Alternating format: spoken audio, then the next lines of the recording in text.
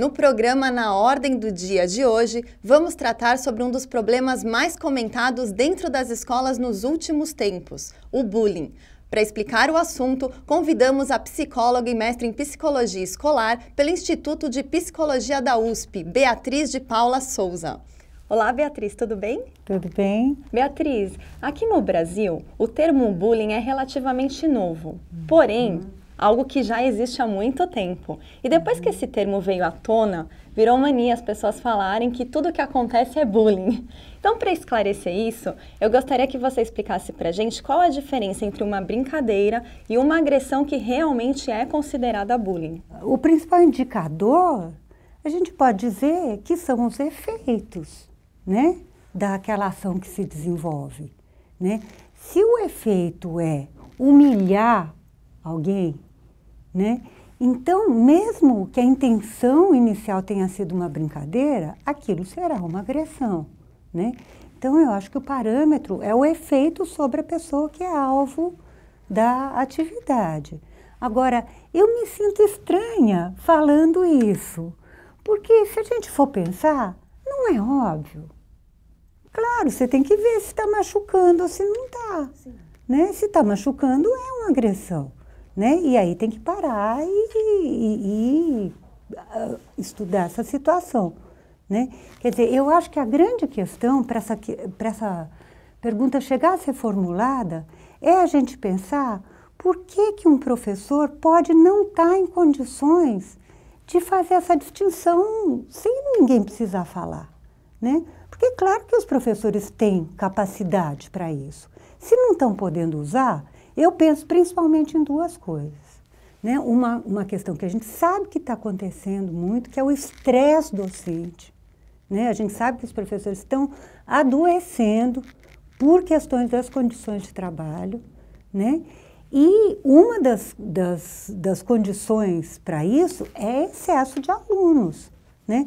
Porque para você poder ver se uma situação é uma brincadeira ou está tendo um efeito de uma agressão, mesmo sendo talvez inicialmente uma brincadeira, você precisa ter condições de observar. E aí, se você tem uma classe excessivamente numerosa e está estressado, fica muito difícil observar essas coisas.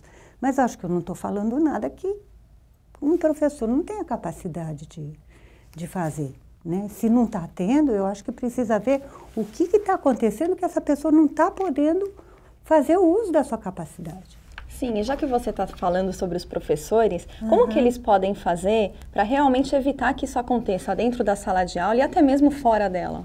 Primeiro, queria dizer que eu acho que a gente precisa lembrar que essas questões são de ordem coletiva eminentemente. E não de ordem individual, porque senão fica tudo uma coisa assim, de um professor sozinho resolver uma questão que a gente sabe que não é algo que possa um professor sozinho resolver, se a gente for pensar na violência nas escolas como alguma coisa que está atingindo toda a rede, todas as redes escolares. Né? Então, não é alguma coisa que um professor sozinho possa resolver. E só dá para entender como alguma coisa sistêmica. Né? Agora, isso não quer dizer que um professor sozinho precise se paralisar. Né? Se isso acontecer, eu acho que tem muitas coisas que podem explicar isso acontecer. Agora, a gente também sabe que existe muitos professores que conseguem criar e atuar dentro de uma situação extremamente adversa. Então, quando há essa condição, vamos lá, né? Eu tenho apostado muito, pelo que eu tenho visto e por experiências que eu já tive, no trabalho em pequenos grupos, como um dispositivo muito potente para lidar, para o professor poder implementar uma cultura de uma convivência que não seja regida pela intolerância. Né? Porque se você trabalha essencialmente com trabalhos individuais, e é isso que é a massa dos trabalhos, né? Se a gente passa nos corredores das escolas e espia as classes funcionando, a gente só vê praticamente alunos trabalhando individualmente. Né? Agora, como é que você vai trabalhar convívio se o que predomina no seu trabalho são trabalhos individuais. Convívio a gente aprende convivendo, claro, né? E os pequenos grupos são extremamente potentes para trabalhar isso. Porque isso dá, sim, ao educador a possibilidade de ir passando nos grupos, mediando conflitos, possibilidades dos alunos poderem, entre si, desenvolverem maneiras de resolverem conflito e fazer uma cultura da educação para todos, da tolerância, possibilitar a cooperação, né? Então, agora, isso não é assim, um trabalho em grupo de vez em quando. Isso é todo dia, como o trabalho predominante, né? E eu sou testemunha da potência desse tipo de dispositivo. Inclusive, aqui no Brasil, foi realizada uma pesquisa no ano passado com alunos de escolas particulares e privadas, e que revelou que a maior prática de bullying estão nos alunos de 5ª e 6ª séries. Na sua opinião, por que está mais nessa faixa etária? Então, eu acho que tem um lado aí da adolescência que é o que mais se fala, né? Que é a entrada na adolescência, aquela coisa. A entrada no Fundamental 2, a gente sabe que tem para os alunos um efeito psicológico de fazer eles deles se verem se passando para a adolescência, mesmo que eles sejam muito crianças, mas eles passam a se ver como adolescentes, né? Quem trabalha com alunos sabe bem disso. E aí a gente sabe que na adolescência a questão do grupo e do grupo ser homogêneo, usar até os mesmos adereços, da homogeneidade fica muito importante por uma questão de necessidade de segurança. Enfim, tem umas questões psicológicas aí que é o que mais se fala, né?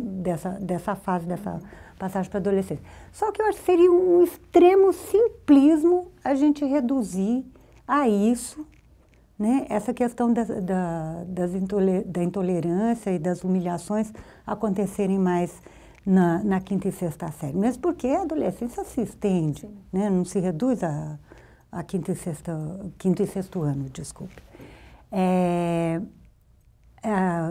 Uma experiência que eu já vi ser feita também, né? É uma experiência que olhou para o que significa também, do ponto de vista das rotinas escolares e do dia a dia, então, escolar, a passagem para o Fundamental 2. Né? A gente sabe que é um degrau imenso, né? As práticas são outras, tem muitos professores, eles se perdem para usar caderno, eles se perdem para um monte de coisa. Levam, às vezes, 6 meses para saber o nome de cada professor e cada professor o que dá. Do mesmo jeito que cada professor, como passa a dar aula para um monte de alunos, também passa a ter dificuldade de conhecer eles pelos seus nomes. Então, eu já vi experiências assim de cuidar, ouvir os alunos, atender os alunos nessas necessidades que emergem nessa passagem, né? Desde já do 4º ano, do final do 4º ano, quando eles já estão com a questão da passagem colocada, né? Então, assim, sabe, pô, 4º e 5º ano em contato, dar espaço para eles perguntarem coisas, pesquisarem coisas, falarem de como é que eles estão nessa passagem, né? Dá espaço para, por exemplo, o grupo de professores estar atento aonde eles estão perdidos, já fazer talvez até uma recepção, né? Antes de entrar nas aulas, para já orientar algumas coisas que os professores já sabem que eles ficam perdidos, e fazer isso como um grupo, né? Quer dizer, eu insisto muito nisso, assim, eu acho que é complicado deixar nas costas de um professor. Um professor não é impotente. Agora, nós estamos lidando com questões que são para ser lidadas pelo conjunto dos educadores e também para se implantar políticas públicas, né? E que não sejam de ordem judicial, porque isso tem me preocupado muito, sabe? Está se tratando tudo como caso de polícia, caso de justiça, né? E tá bom, não é que quem promove uma humilhação não se pode pensar em punição, mas eu acho que é preciso resgatar o caráter educacional das coisas que estão acontecendo dentro da escola e que a escola pode desenvolver, sim, mecanismos de lidar e de evitar. E a questão do grupo é fundamental.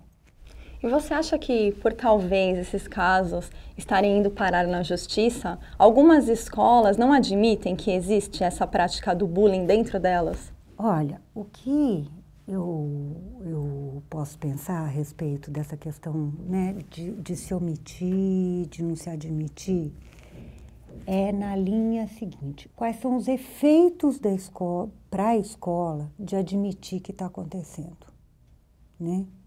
Bom, primeiro tem que ver se está sendo visto, né? Porque aqui eu estava te falando, às vezes as coisas acontecem e não se consegue observar o que está acontecendo, né? Ou não se consegue avaliar a gravidade do que está acontecendo por essas condições todas que eu já te falei antes, né? Mas outra, porque eu fico pensando um pouco na linha do que está acontecendo com as avaliações, sabe? Saresp, Prova Brasil, né? Que muitas vezes, pela maneira que é lidada, em vez de uma escola, por exemplo, que tira que tem um índice muito baixo, né? Isso acaba tendo um efeito de desonra, né? De se ter desincentivos, né? Enquanto o que precisa, eu acho que para incentivar que essas situações possam aparecer, é que elas sejam atreladas não a efeitos humilhantes, né? Mas a efeitos de se mobilizar recursos para apoiar, né? Porque você revela uma situação, né, quando você sabe que o efeito vai ser alguma coisa que possa te ajudar a reverter, e não alguma coisa que pode, inclusive, agravar, que a escola ficar humilhada, a escola ficar mal vista. Não, se a escola não está dando conta, né, então talvez o que precise é ela ser apoiada, é ela ser mais investida, e não ela perder recursos, perder, né, credibilidade, mas que se mobilize, então, uma força-tarefa para apoiar e para ajudar essa escola a reverter essa situação. Ou que esse professor não seja crucificado, mas que ele possa ter, talvez seja uma pessoa que esteja precisando de apoio, que esteja isolada, que esteja abandonada, né, numa situação muito difícil. Com certeza. Beatriz, muito obrigada pela sua participação aqui no programa. Obrigada. O Na Ordem do Dia fica por aqui. Até o próximo programa.